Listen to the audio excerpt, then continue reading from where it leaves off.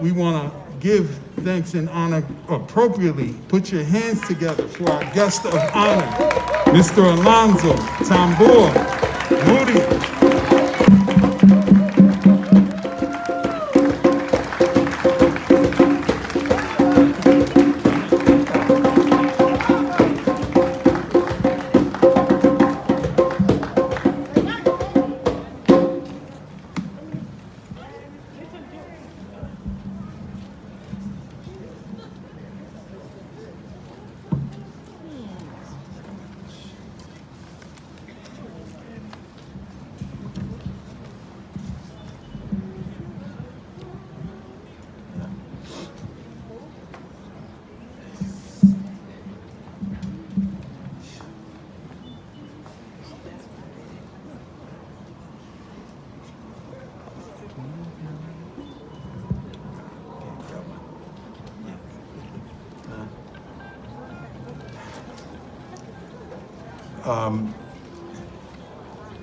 Good afternoon, everyone.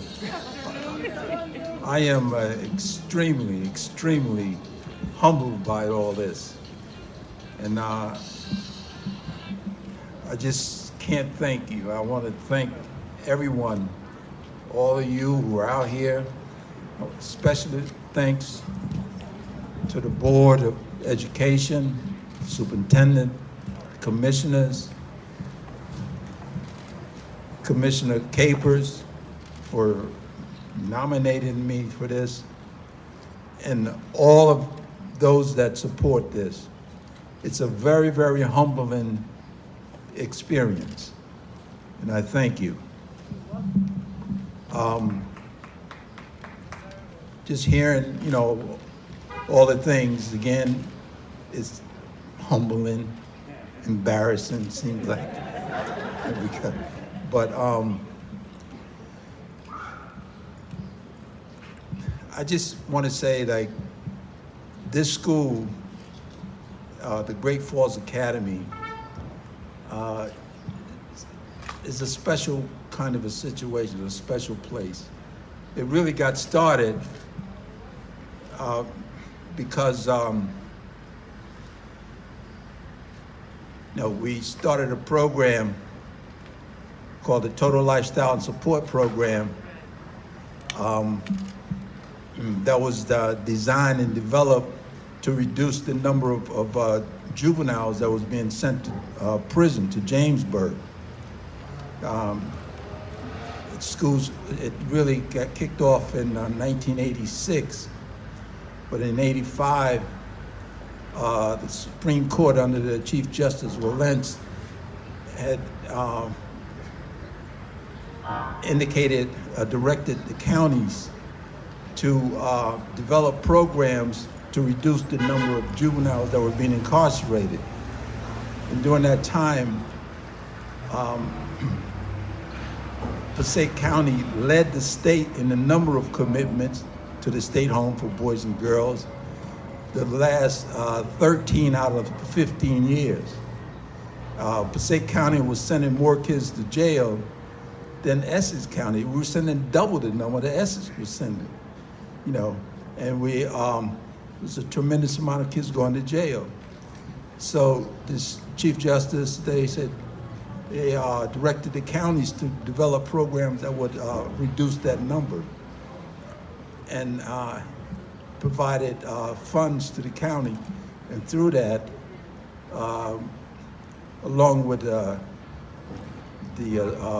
family court presiding judge, the family court got together and put together a proposal to do that. And so the proposal called for students, for juveniles that were in a situation where if we didn't take them in that program, then they would be sent to jail for a minimum of 2 years, 2.5 years. So there could not be any other alternative. So for a juvenile to be in that situation, usually, it was the kind of rough kids. Wasn't your regular Sunday go to meeting type of juvenile. Their jacket was about this thick, so they were hardcore. And And so when they were placed in the program, or conditioned by the judge, was that they had to be in school.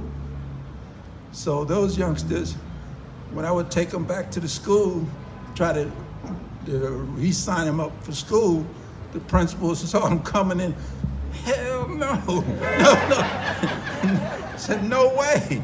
I couldn't put them back into school. And so I was at a football game at the East Side with old Dr.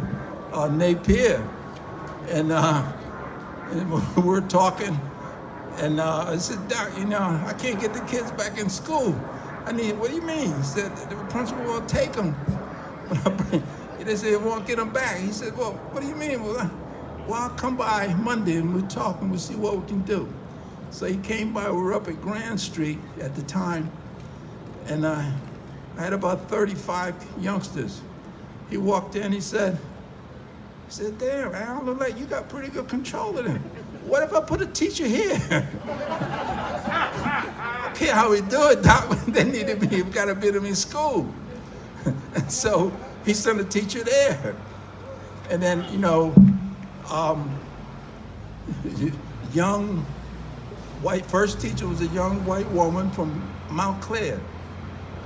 I had a room full of thugs. So certainly she wasn't gonna manage them. But she didn't have to manage them. We managed them. All she had to do was teach. And so she happened to be a great teacher. So I had 35 kids, or 32 kids. Every kid is on a different level. So she had to teach all of them. So she did an excellent job, and that was the beginning. And as we proceed, and they saw that, so he was working, so they ended up making the whole school out of it. So by 1986, we had our staff to get going with it, and it continued. Now, the other interesting thing about Great Falls Academy, all the service providers to these youngsters, we reached out and pulled them together from, from the family court to the prosecutor's office, public defender's office, probation department, DIFAS, the schools again, the other social service agencies that might be involved, the housing authority, the police department, everybody played a part. And we put everybody on the page, so every entity, whenever they had interaction with the kid, they were saying the same thing. So we all saying the same thing to the youngster. I think that's what made it more effective. Usually kids adults have a hard time getting kids to listen, because what I learned is that everybody's saying something different. So they don't know who to follow. Who should they follow? So they don't follow nobody because everybody's saying something different. So I learned that then we that are providing those services, we have to get on the same page and we have to say the same thing. We have to be saying the same message, and that pulls them in. And the kids, they don't care how firm you are. They got a problem with how fair you are. So you could be as firm as you need to be. If you fair, they buy into you, and they support you, and they follow you, and that was the key behind it. But so the overall goals of the school was like, in addition to teaching the 3 R's, reading, writing, arithmetic, right? The school decided to focus on decision making, because that's the basis, your decision, and so we all engaged to work to provide those kinds of services that will inspire or get the youngster to one point. If it's about decision making, there's 2 decisions, a negative decision and a positive decision. Well, we want you to make positive decisions, because the results, you make a decision, there's a consequence. So if you make a negative decision, there's going to be a negative consequence. You don't care if it has to travel around the world and come back, but negativity is coming back to you, right? Make a positive decision, that goes back.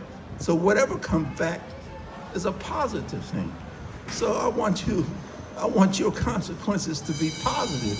For that to happen, you need to make a positive decision. So now our effort is to convince the youngster, whatever decision you make, again, someone mentioned before, we don't know a whole lot. I say often, in terms of knowing stuff for sure and facts, the difference between a fact and a belief. I only know 2 facts. Everybody here, that's a lot. H2O equals water. And I learned that not long ago, folks, really. And 2, your ass gonna die. Everything is a belief. So just because I believe something to be true, don't mean it's true. So understanding that, it makes you a little humble. So what to do, telling the youngster what to do. Well, what I can say, whatever your decision is, if you ensure that it's a positive decision, you're gonna be okay. And so that's the effort. That's the effort, is try to get the youngsters to make positive decisions. And then doing that, in the beginning, I always relied on, said this was a battle, the school, like getting it going. And I thought about battles, war, and my attention was drawn to a 5th century Chinese military genius, Sun Tzu. And Sun Tzu said, "He who enters the battle with the hope of victory has already lost." Mm-hmm. Wow. So he who enters the battle with the hope of victory has already lost. Well, I want to win. What do you got to do to win? And then he went further, and he said, it's 6 steps to victory. 6 steps to victory? He says, yes. It's the way to work it out. First step, you have a situation.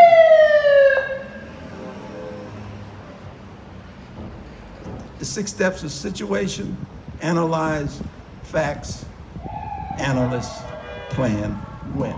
So what does that mean? It says, first thing, you have a situation.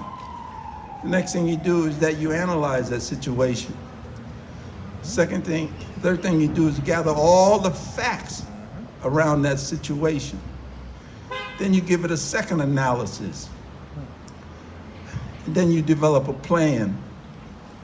And then he says, then you win.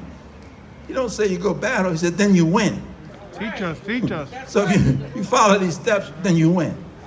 And that's the whole thing, you follow those 6 steps and you win. So this battle of, say, Great Falls Academy School was a battle.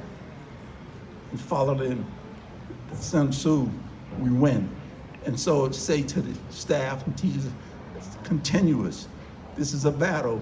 You want to win, follow the 6 steps, And I'm just so proud the kinds of stuff that come out, and the folks, the stuff that they contribute and do, is so humbling. And that for all the participants, all the clients, all the students, and all the staff, just so humbled and appreciative. And I want to thank all of you again for standing out in all this cold and all this time for this people. So thank you so much. Thank you. It's a pleasure. Thank you very much.